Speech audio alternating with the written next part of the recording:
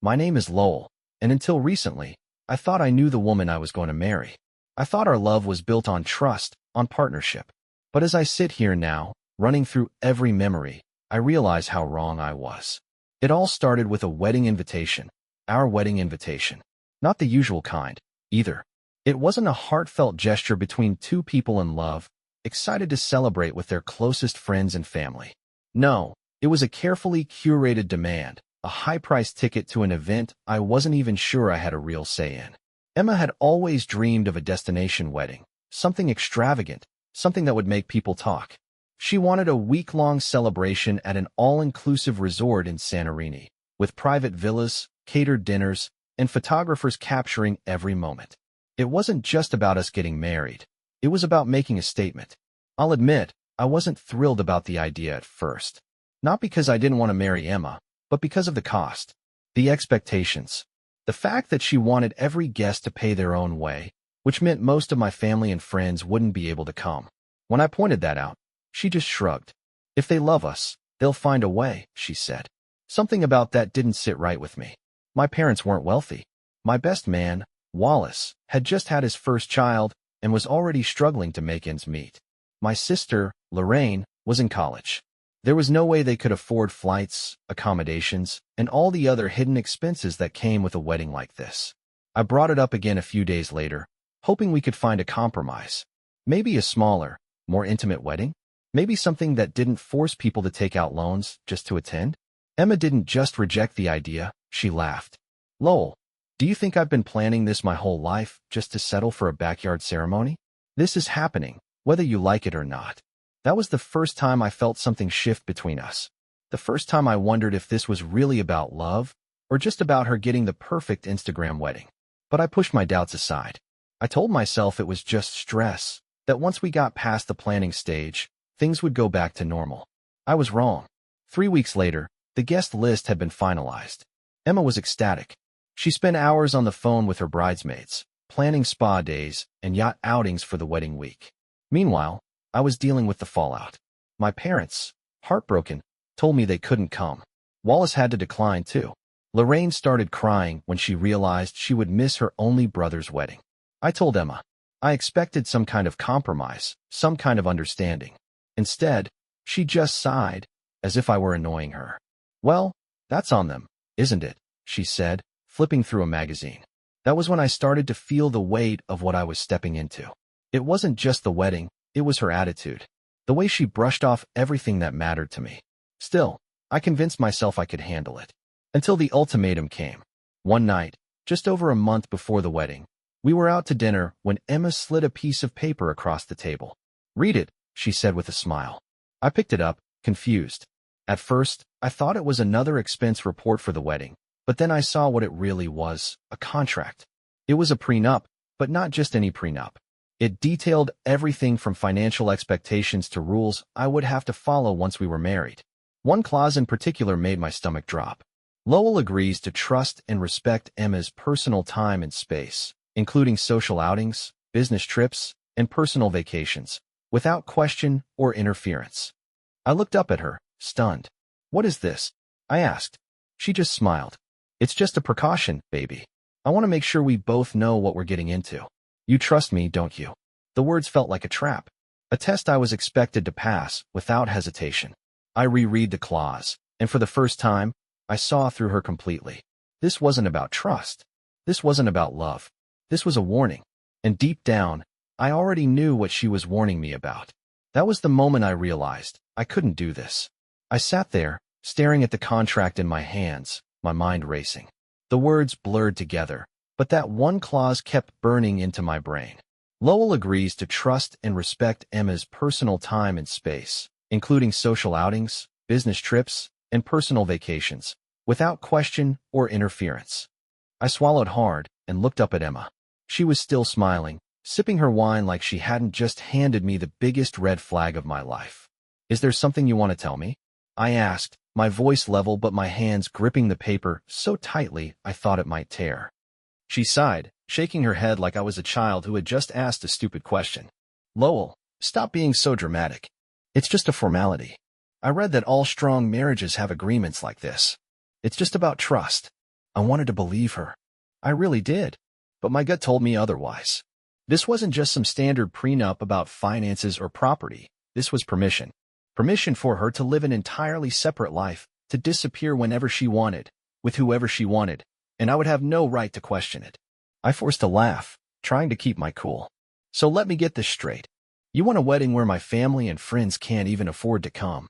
And now you want me to sign an agreement that says I can't even ask where you are or who you're with. That's what marriage is to you. Emma rolled her eyes. You always make things so difficult. It's not about me running off to do something shady. It's about freedom. Independence. I don't want to be suffocated. You wouldn't understand because she stopped mid-sentence, but I caught it. I saw the way her lips twitched, like she was about to say something that would blow this whole thing wide open. I leaned forward. Because what? She hesitated, glancing at the contract like she wanted to snatch it back. Then she sighed dramatically. Because you're not like the guys I've dated before, okay? You're sweet, responsible. I love that about you. But my past relationships were different. And I don't want to feel like I'm being watched all the time. Something ice-cold settled in my chest. Not like the guys she's dated before? What the hell did that mean? Emma, just be honest with me. Have you cheated before? She let out a breathless, nervous laugh. Oh my God, Lowell, don't be ridiculous. I just stared at her. Her smile twitched. Okay, fine. Not like cheating. But I've had open relationships before. You knew that. I felt my pulse pounding in my ears. No, I didn't know that. She gave me a frustrated look, like I was the one being unreasonable. Lowell, I'm marrying you. That should be enough proof that I'm committed to you. But if you can't handle me having some freedom. Freedom to do what? I cut in. She didn't answer. And that silence told me everything. That night, I didn't sleep. I lay in bed next to her, staring at the ceiling while she slept soundly, like she hadn't just dropped a bomb on our relationship. My mind kept replaying every little moment that suddenly made sense now. The way she brushed off my concerns. The time she disappeared for a whole night, claiming it was a girl's trip, but refusing to send a single photo. The way her phone always seemed to be facing down, the sudden text she'd laugh at but never explain. And now, she wanted a legal contract ensuring I could never ask questions. I needed answers. The next day, while Emma was at her wedding dress fitting, I did something I never thought I'd have to do. I went through her messages. I know. Invasions of privacy and all that. But at that point, she had already made it clear that trust was a one-way street in this relationship. I opened her messages, heart pounding, half hoping I was just being paranoid. And then I saw them. Dozens of texts. Not just to one guy. To multiple guys. Some of the messages were harmless. Inside jokes. Friendly banter. But others made my stomach turn.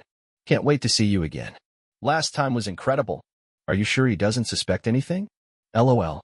Ugh. Wedding stress is killing me. Need another escape soon. And then, the worst one. You know I have to go through with this, right?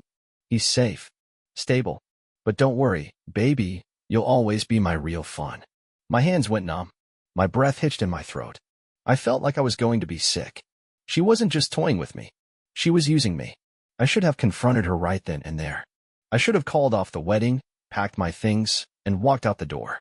But I didn't. Because in that moment, something inside me snapped. If she wanted to play games? Fine. But she had no idea who she was dealing with. The weight of those messages settled in my chest like a boulder. I sat there, staring at her phone, my fingers clenched so tightly around it that my knuckles turned white. My mind was at war with itself, part of me screaming to pack my bags and leave, another part whispering that I needed more. More proof. More clarity. More control over how this would end.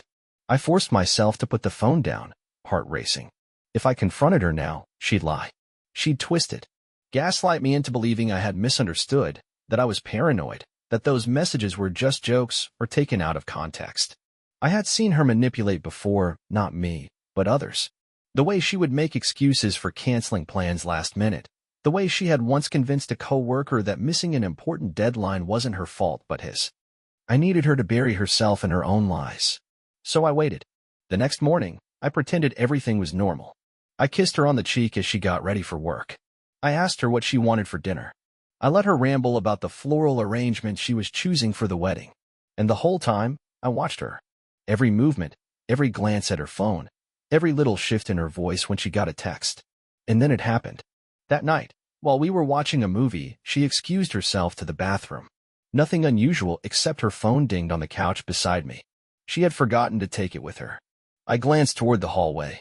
The bathroom door was closed. The sound of running water filled the air. My pulse quickened as I turned my attention back to the phone. The screen lit up again. A message preview appeared at the top. Can't wait for tomorrow, babe. Same place, same time. I felt my jaw tighten. The contact name? Just initials. Not a full name. That meant one thing: she was hiding him. I took a deep breath and tapped the message. My hands weren't shaking anymore. I was calm. Cold. Colder than I had ever felt in my life. The conversation was exactly what I feared. Plans. Meetups. Mentions of me, of how she was so close to sealing the deal, of how she had to play nice a little longer until the wedding was over. And then she'd have everything. I heard the bathroom door open. The floorboards creaked under her steps.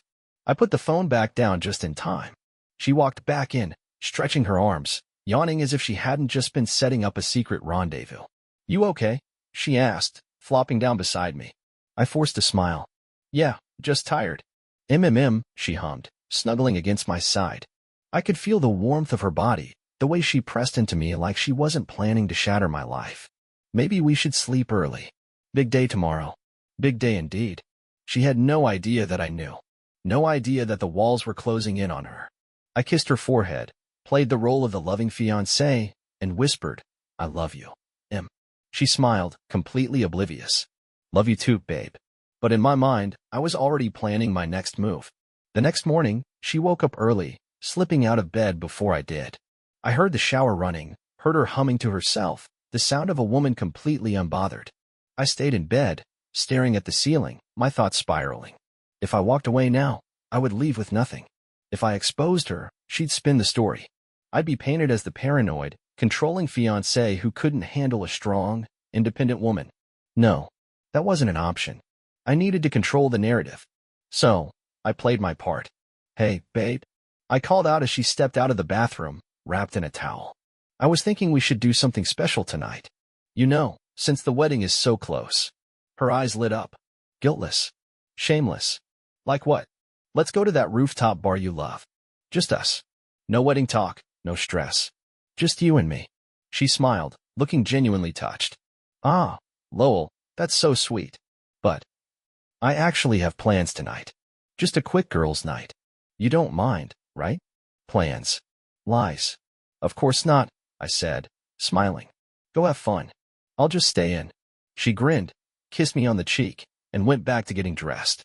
But the second she left the apartment, I grabbed my jacket, my keys, and my phone. I wasn't staying in. I was going to follow her. She thought she was pulling the strings, but tonight, I would be the one watching her. The moment Emma stepped out the door, I grabbed my car keys and followed, keeping a safe distance. My heart pounded, not from nerves, but from a cold, calculating rage I had never felt before. She thought she had me wrapped around her finger. She thought I was just going to sit at home, waiting like a fool. But tonight, I was the one watching her. I had parked a few buildings down, out of sight, watching as she slid into the back seat of a black car. Not an Uber. Someone she knew. Someone who had been waiting for her. My grip tightened on the steering wheel. I had expected her to meet her girls' night friends at some trendy bar. Maybe a little pregame, some selfies, the usual. But I should have known better. The car pulled away, and I started my pursuit, keeping a few cars between us. It was almost laughable how easy it was. Emma didn't suspect a thing. She never once checked behind her. Never hesitated. That was the confidence of someone who had done this before. The thought made my stomach turn, but I forced myself to stay sharp. The car weaved through the city, heading towards the outskirts. No fancy rooftop bars, no bustling nightclubs.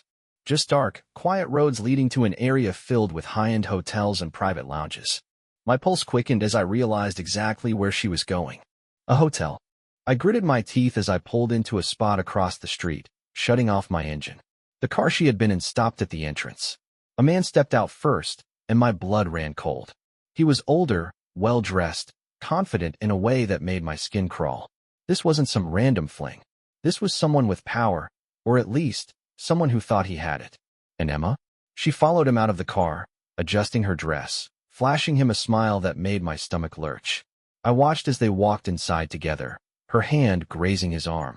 The intimacy of it was nauseating. This wasn't just a hookup. This wasn't some drunken mistake. This was planned, rehearsed, routine. My fingers dug into the steering wheel so hard that my knuckles ached. I forced myself to breathe, to think, rushing inside, causing a scene. That's what a weak man would do. That's what she expected. But I wasn't weak. I wasn't stupid. I needed proof. Taking a deep breath, I stepped out of my car and headed toward the hotel. I had no plan, just instinct, just cold determination. The lobby was quiet, dimly lit with expensive decor that screamed exclusivity. No front desk clerk in sight, just a sleek, modern space designed for discretion. My eyes scanned the elevator panel. There it was, the penthouse button. Of course, nothing but the best for Emma and her mystery man. I hesitated, but only for a second. Then, I took out my phone and made a call. Front desk, how can I help you? I lowered my voice, adding an edge of urgency. Yeah, I think I left my wallet in the penthouse suite earlier. My friend booked the room for a meeting, but he's not answering his phone. Any chance I can go up and check? A pause. Then, a polite but firm response. I'm sorry, sir, but access to the penthouse is restricted. Only registered guests may enter. Damn it. I exhaled slowly, shifting tactics. Right. Look, I don't need to go in. I just need to know if a woman named Emma checked in under that suite. She was supposed to grab my wallet, but she's not answering either. Another pause. Then, the sound of a keyboard clicking. I'm afraid I can't disclose guest information, sir. I clenched my jaw. They were good. Too good. Got it. I muttered before hanging up. I had hit a wall, but I wasn't done yet. Instead of leaving, I found a quiet corner near the elevators and waited. 10 minutes passed. 20.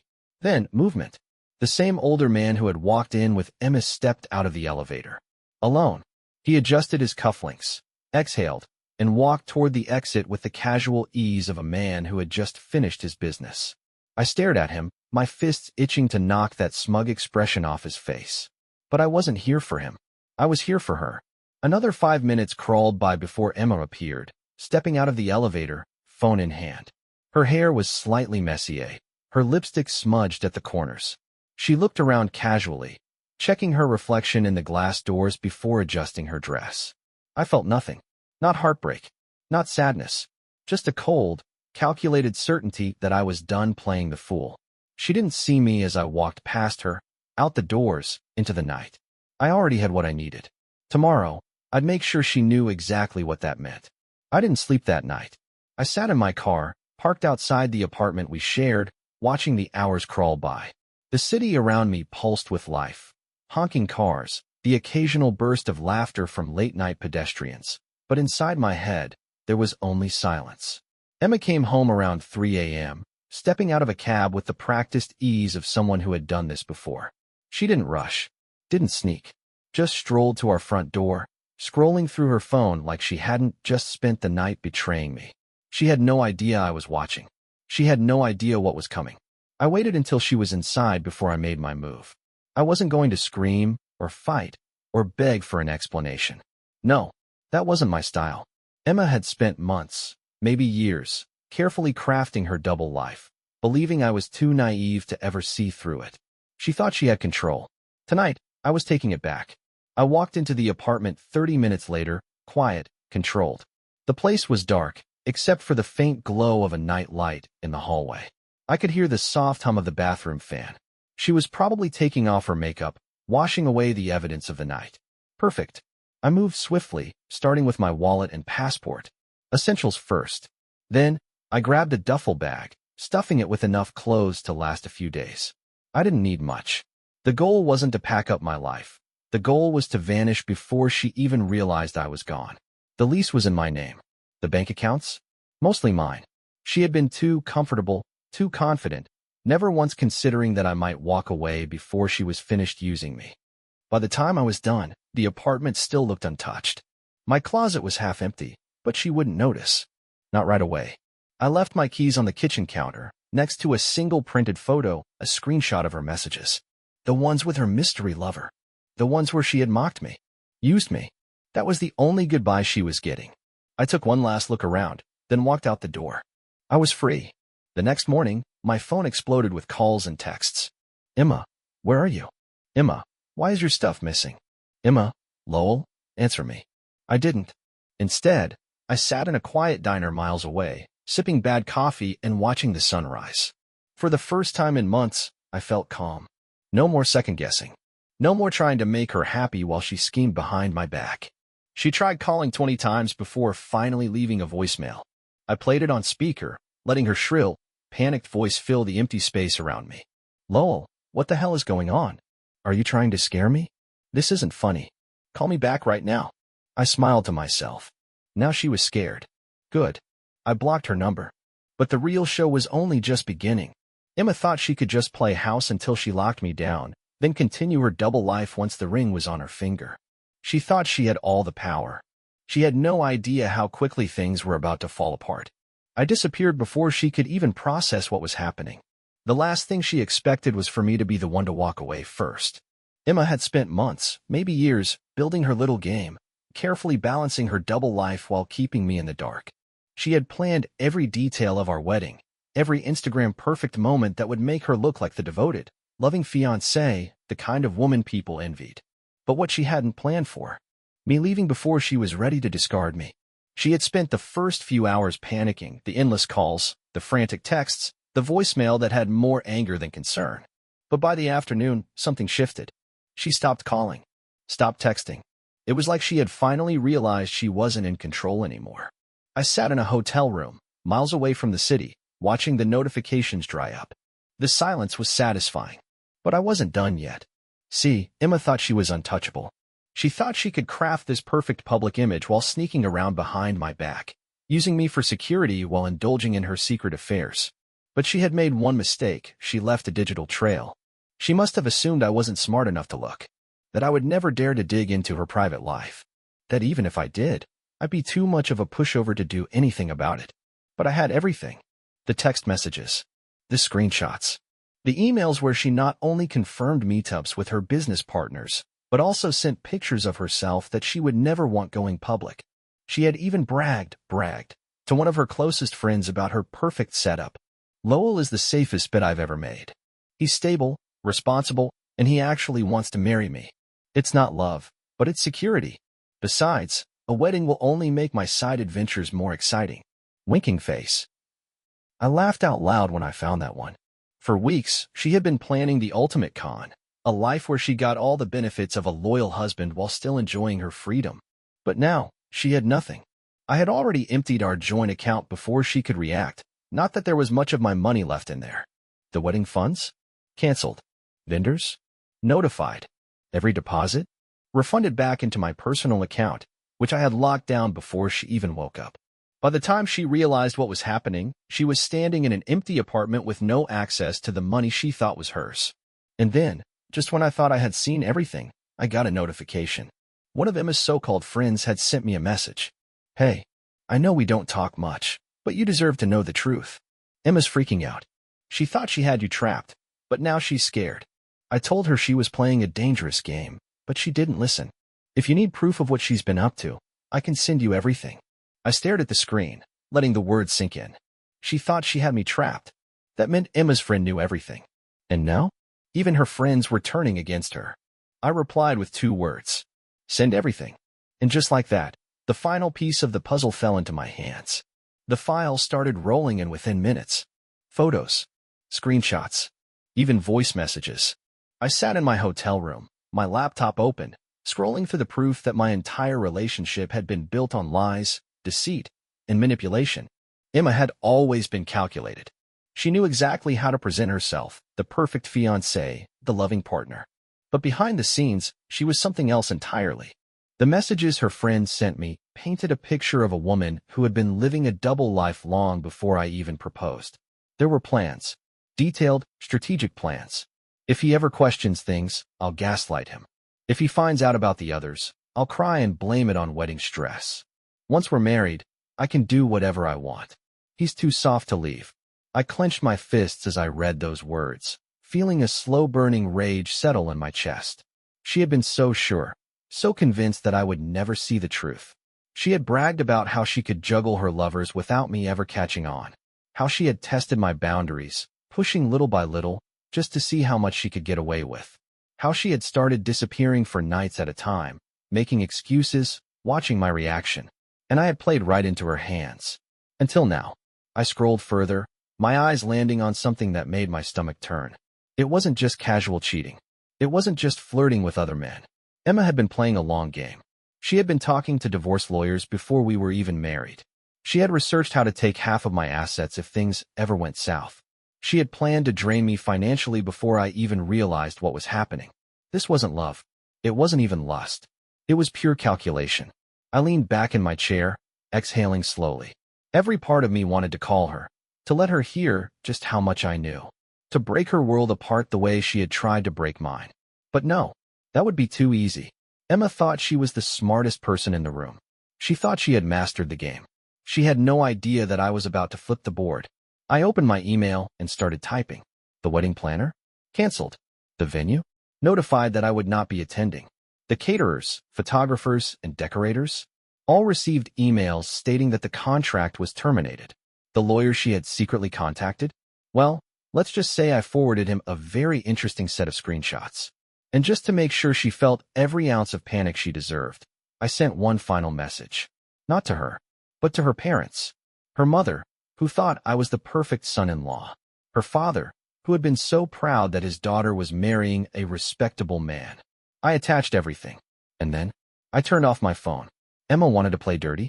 She had no idea what real consequences felt like. I didn't have to wait long for the fallout. The moment I turned my phone back on, I was met with a flood of missed calls and unread messages.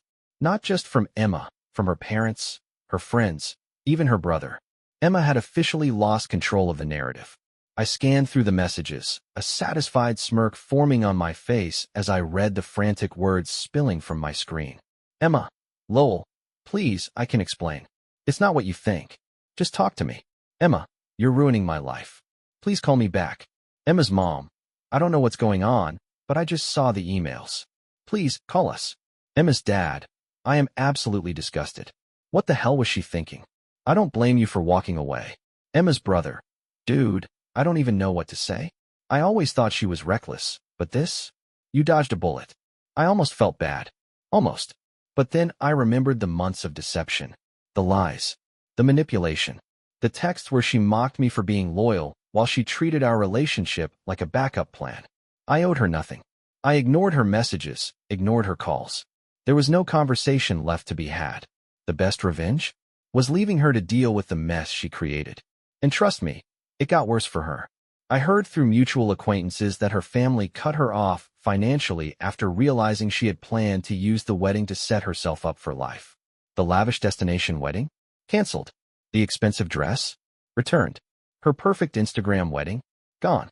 As for her secret lovers? They disappeared the moment she lost access to my bank account. She was left with nothing. And me? I was free. No more fake smiles. No more second-guessing my worth. No more trying to make something work with someone who never truly valued me. Instead, I took the money I had saved from the canceled wedding and did something for myself for once. I booked a last-minute trip, not to some high-end resort designed for showy Instagram pictures, but somewhere real, somewhere quiet, somewhere I could breathe. I spent 2 weeks on the coast, listening to the waves, drinking good coffee, and remembering what it felt like to be at peace. No stress, no games, just me. One morning, as I sat outside watching the sunrise, I got one last message. Emma, I don't know if you'll ever talk to me again, but I get it now. I really do. And I'm sorry. I stared at the message for a long time. Then, without a second thought, I deleted it. She had finally realized what she lost. But me? I had finally realized what I deserved. And it sure as hell wasn't her.